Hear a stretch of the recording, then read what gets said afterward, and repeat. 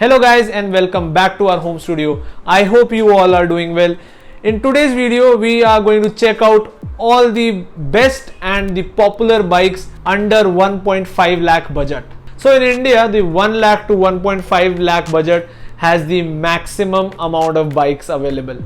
It can be tricky when you start choosing which one is the best for you. So don't worry, sit back and relax as we walk you through this big dilemma and help you choose the right bike under 1.5 lakh budget. So as I already said, it is a very crowded band, so we decided not to stick with 5 most popular and best bikes but to go with 6 most popular and best bikes. And as usual we'll start with the highest costing bike first, that is the bike which is nearest to 1.5 lakhs, and we'll walk our way down to the bike which is nearest to 1 lakh ex-showroom. On number 6 we have the R15 V3 with an ex-showroom price of 1.46 lakhs. So you might be wondering that on the on-road price will go beyond 1.5 lakhs. Well, it is true, but we have taken ex-showroom into consideration because different states have different tax laws, and due to which it is very difficult for us to keep a track on those. So we are going to consider the ex-showroom Delhi prices for all the motorcycles covered in this video. The R15 V3 is offered in 3 colors, and when you talk about the performance figures, it is just 155cc bike giving a maximum power of 18.6 PS at 10,000 RPM and a maximum torque of 14.1 Nm at 8,500 RPM. So this is the maximum power that you can get out of a 150cc bike in this segment. Now the R15 gets a fuel injected system with a technology called as VVA, variable valve actuation, which helps it to deliver the maximum power and maximum torque. The engine is mated with a 6-speed gearbox and is assisted by a slipper clutch. Also in terms of safety, you get a dual channel ABS in the R15. Now these are some features that you don't get to see in other 150cc segment bikes. The R15 has a fuel tank capacity of 11 liters and gives fuel efficiency of 40 kmpl. And with the help of the Delta box frame, the weight of R15 is as low as 142 kgs and the ground clearance is at 170 mm. So R15 is a perfect package for a track oriented bike. So if you like a fully faired bike and if you love to bring out the knees on the corners, R15 is the best buy. To make you help understand better, we also have a comparison between R15 and the RC125 and the link will be right here. So with that said, R15 is the best performing bike in the 150cc segment. Now coming to the number 5, that is the Royal Enfield Bullet 350. And the Bullet 350 is offered in 7 colors and you get 2 variants in the Bullet 350. The first variant is the standard ABS variant where you get a single channel ABS and it is priced at 1.31 lakh ex-showroom. And the second variant is the electric start ABS, which is priced at 1.4 lakh. So as it is clear by the name, you get electric start and single channel ABS in the second variant. In addition to that, you get a dual gas charged shock absorber in the rear, and also the engine block is painted in matte black. Now coming to the performance figures, the Bullet 350 churns out a maximum power of 20 PS at 5250 RPM and the maximum torque is at 28 Nm at 4000 RPM. So you get a very low end torque and power. Now the bike is BS6 compliant, so you get a fuel injected system and it is mated with a 5-speed gearbox. In terms of safety, as already said, you get a single channel ABS, so you get a disc brake in the front and the drum brake in the rear. And as far as the range is concerned, you get a 13.5 liter fuel tank capacity with a 35 kmpl fuel efficiency. The ground clearance of the Royal Enfield Bullet 350 is slightly low at 135 mm, and as we already know, it is a heavy bike. It weighs 191 kgs. So with that said, if you love cruising and you love that masculine feel of Bullet 350, there is no other bike you should choose under 1.5 lakhs. You should close your eyes and just pick one color out of the 7 for the Bullet 350. Now coming to the number 4, we have the 2 most popular bikes from the 200cc segment. the NS200 and the RTR200. We are not going to go into a deep comparison between the two, but if you are interested and if you are confused between the two and you want to pick one of them, check out our comparison. The link will be over here. Now coming to the NS200 first, you get 4 colors to choose from and it is priced at 1.29 lakhs ex-showroom. In terms of performance, the NS200 delivers a maximum power of 24.5 PS at 9750 RPM and the maximum torque delivered by NS200 is at 18.5 Nm at 8000 RPM. The bike now gets a fuel injection and is mated with a 6-speed gearbox. In terms of safety, you get a single channel ABS with a 300 mm rotor in the front and 230 mm rotor in the rear. The fuel tank capacity of the NS200 is at 12 liters and it offers a fuel efficiency of approximately 40 kmpl. With the perimeter frame in place, the NS200 is slightly heavy at 156 kgs, and with the underbelly exhaust, the ground clearance goes slightly down at 168 mm. Now let's quickly check out the RTR200, which is just offered in 2 colors and has an ex-showroom price of 1.25 lakhs. In terms of performance, the maximum power delivered by RTR200 is at 20.5 PS at 8500 RPM and the maximum torque is 16.8 Nm at 7500 RPM. The bike gets a fuel injected system and is mated with a 5-speed gearbox. Now you get 1 gear less than the NS200. However, you get a slipper clutch in place, which is not available in the NS200. And when it comes to safety, the RTR200 is the best with a dual channel ABS. In terms of range, the fuel tank capacity of the RTR200 is same as the NS200 at 12 liters and the fuel efficiency is also similar at 40 kmpl. However, the ground clearance of the RTR200 is higher at 180 mm.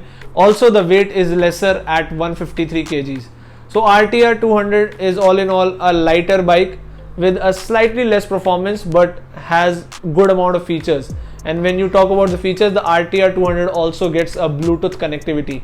So the RTR200 and the NS200 are the best performing 200cc naked sport bikes available in India. And if you think that 200cc is slightly higher for you, you can always opt for their younger siblings, that is the 160cc. So the RTR 160 and the NS 160 both are available at 20,000 less ex-showroom price. So you can also opt for them. You'll get the same graphics, the same looks. Only thing is the performance will be slightly lower, but then your efficiency will go up. Now coming to the number 3, that is the Gixxers. And when I say Gixxer, it is the Gixxer 150 and the Gixxer SF.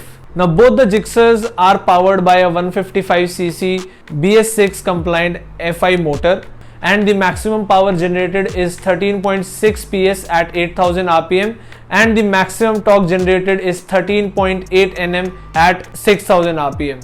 And the engine is mated with a 5-speed gearbox. In terms of safety, both the bikes get a single channel ABS with dual disc brake system. In terms of range, both the bikes get a fuel tank capacity of 12 liters and claim a fuel efficiency of 50 kmpl. And when it comes to the cost, the Gixxer is available at 1.12 lakhs ex-showroom, whereas the Gixxer SF gets 2 variants. The standard BS6 variant is available at 1.22 lakhs ex-showroom and the MotoGP variant is available at 1.23 lakhs ex-showroom. The only difference between the two variants is the paint scheme. The Gixxer 150 weighs 141 kgs and has a ground clearance of 160 mm. On the other hand, the Gixxer SF weighs 148 kgs due to the added fairing and has a ground clearance of 165 mm. So in all, both the Gixxers are semi-commuter and semi-performing bikes. So you can take the Gixxer SF as the semi-commuter version of the R15, where you'll get a better economy but with a lower performance. And the Gixxer 150 is a semi-commuter just like the NS 160 and the RTR 160. So you get a better fuel efficiency with a slightly lower performance. Depending upon your taste, you can choose the naked one or the fairing one with just a marginal difference of 10,000 rupees in the ex-showroom price. On number 2 is a bike that has been performing in India for a long time now, the Pulsar 220F. Now it is a semi-faired bike and you get an option of only 2 colors. the Pulsar 220F is priced at 1.2 lakhs ex-showroom. So it is slightly expensive than the Gixxer 150 and is slightly cheaper than the Gixxer SF. In terms of performance, the power output of the Pulsar 220F is at 20.4 PS at 8500 RPM, and the maximum torque generated by the Pulsar 220F is at 18.5 Nm at 7000 RPM. Now the bike is BS6 compliant, so you get a fuel injected engine and it is mated with a 5-speed gearbox. And just like the other Pulsars, in terms of range you get a 15-liter fuel tank with a fuel efficiency of 40 kmpl. In terms of safety, the bike gets a dual disc brake system assisted with a single channel ABS. And just like the RTR 200, the Pulsar 220F gets a oiled cooled engine. The bike gets a ground clearance of 165 mm and weighs 160 kgs.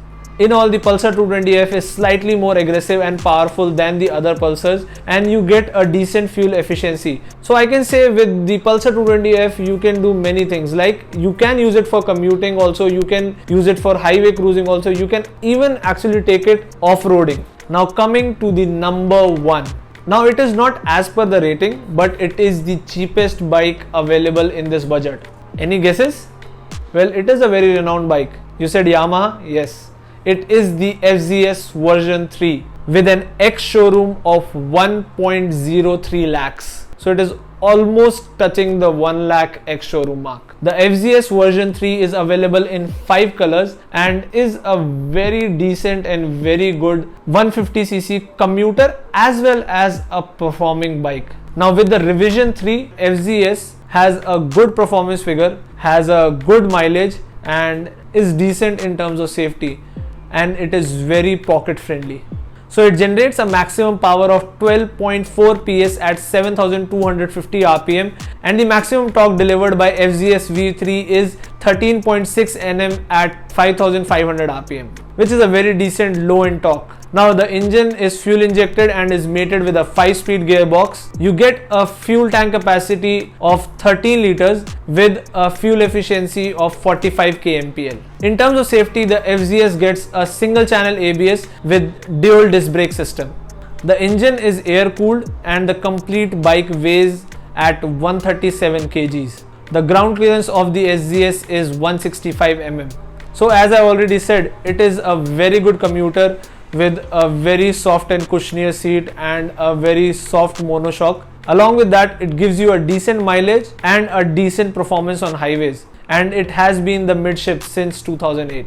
So this was it from our end. On the screen you can see all the bikes in the descending order that we have covered today. So these are the most popular and the best bikes available under 1.5 lakhs in India. Now don't confuse it with rating, because each bike suits their own genre. So we have just listed out the best bikes that are available for you to purchase under 1.5 lakhs. I hope this video was helpful for you. Do share it with your family and friends, whosoever is planning to buy a new motorcycle. And if you still have any queries or any questions, just shoot out in the comment section below, or you can easily get in touch with us on Instagram, Facebook and Twitter. We will be happy to help you. All the best for your new motorcycle. Don't forget to hit the subscribe button and ring that bell so you never miss an update from Ray Explorers. We'll see you in the next video. Till then, stay home and stay safe. Bye bye.